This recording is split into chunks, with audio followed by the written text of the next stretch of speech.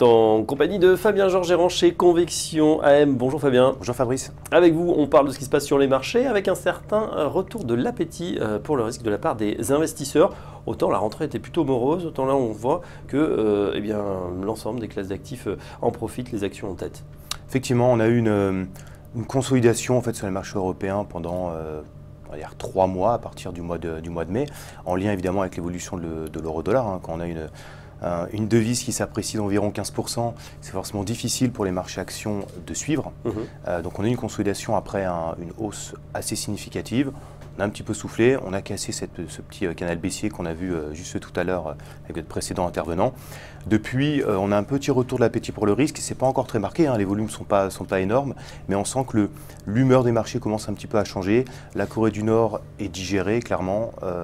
Alors évidemment, on a toujours des déclarations. Malgré les invectives des uns et des autres. Voilà, on a pour l'instant des déclarations. Ce qui est d'une certaine façon rassurant, c'est que la crainte d'un conflit nucléaire, c'est tellement énorme que c'est du zéro. On a l'impression qu'on n'y croit pas finalement. On n'y croit pas. Non, parce que les conséquences seraient énormes. Donc du coup, c'est un non-événement. C'est un non-événement. Donc première chose, effectivement, sur la scène géopolitique, escalade verbale, mais ça n'inquiète pas plus que ça. Qu'est-ce qu'il y a eu d'autre? On a eu ces banques centrales, c'était la rentrée des banques centrales également en septembre. Qu'est-ce qui s'est passé? Est-ce qu'elles ont rassuré sur leur action? Alors elles ont rassuré, elles s'étaient mises en mode attente, notamment durant l'été. Il ne s'était rien passé fin juillet, début août. Jackson Hole, pareil, ça a été relativement calme. Et là, la rentrée était forcément attendue. On a eu une banque centrale européenne qui a finalement, qui n'a pas montré de velléité particulière pour augmenter commencer son programme d'allègement de rachat. Et la Fed, là aussi, l'inflation reste mesurée. Donc la Fed s'est montrée aussi relativement prudente dans ses remontées de taux, se contentant simplement de réduire la taille de son bilan, ce qui a rassuré les investisseurs. Ouais, elle réduit la taille de son bilan de manière très mesurée, 10 très milliards, mesurée, on écope l'océan avec une petite cuillère, là, ça va être compliqué. Exactement. Du coup, les marchés qui repassent la marche avant. Tiens, un mot de l'euro-dollar, on a vu que la parité effectivement avait inquiété durant cet été. Là, c'est en train de refluer. Est-ce que vous attendez à l'effet inverse, c'est-à-dire une continuation des progressions des bourses, notamment européennes? Oui, alors la période est intéressante puisqu'on a vraiment des signaux quantitatifs sur notre modèle interne qui recommandent une forte prudence sur le dollar, donc de se tenir à l'écart du dollar. D'une certaine façon, on peut considérer que le mouvement, malgré tout, a été fait, parce qu'on vient quand même de 1,05 jusqu'à 1,20.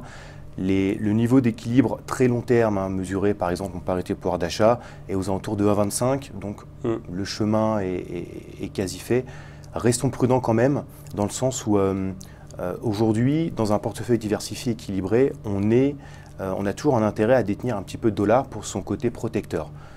Depuis quelques mois, ce n'est plus le cas. On voit clairement que les marchés baissent et que le dollar ne monte pas. Donc pour cet argument de diversification, on préfère se tenir à l'écart du dollar pour l'instant. Évidemment, on le voit depuis 2-3 jours, si l'euro se met un petit peu à refluer, alors les bourses européennes en profiteront. Du coup, en termes d'allocation, comment ça se traduit, Fabien Georges, chez Conviction AM? Que fait-on là pour ce dernier trimestre qui démarre? Alors pour ce dernier trimestre, on reste relativement neutre sur la partie action. On était très surpondéré il y a à peu près 1 an.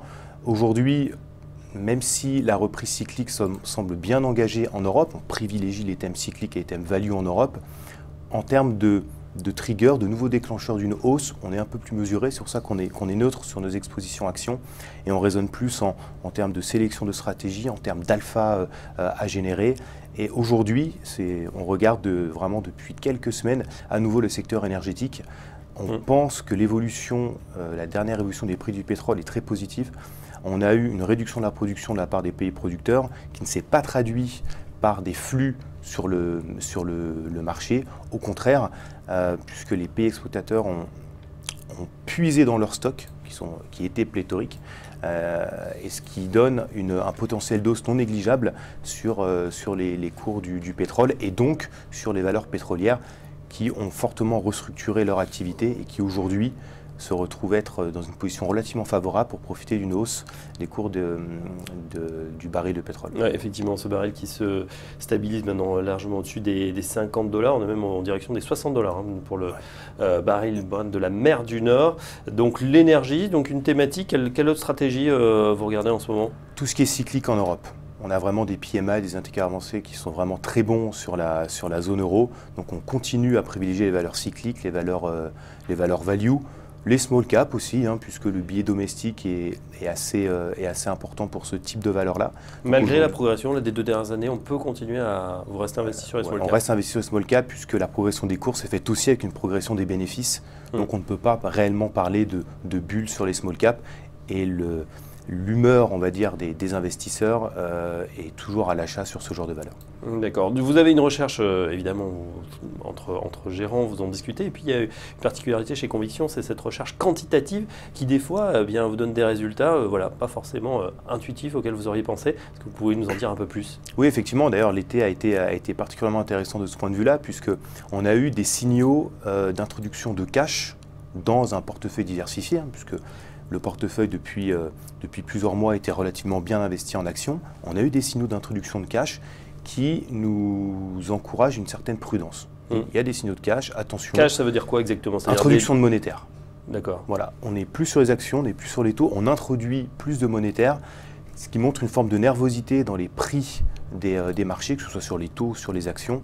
Donc forcément, on s'interroge là-dessus, on essaye de détecter les éventuelles fragilités que peuvent avoir les marchés. Aujourd'hui, avec une volatilité très basse, les marchés ne sont pas nerveux, mais pourraient le devenir assez rapidement. Bon, on a bien compris effectivement prudence, mais on y va quand même pour certains secteurs. Pour ce dernier trimestre, là, vous êtes plutôt optimiste chez Conviction ou prudent et on garde les allocations telles qu'elles sont? Voilà, on est prudent, on reste à l'affût en cas de correction des marchés pour renforcer, évidemment. Et en cas d'accélération des marchés un petit peu trop forte, alors là, on prendra nos profits assez rapidement. Bon, un optimisme prudent du côté de chez Conviction. Merci Fabien Georges, je rappelle que vous êtes gérant chez Conviction AM avec nous ce matin sur le plateau de TV Finance. Dans un instant, la suite du programme.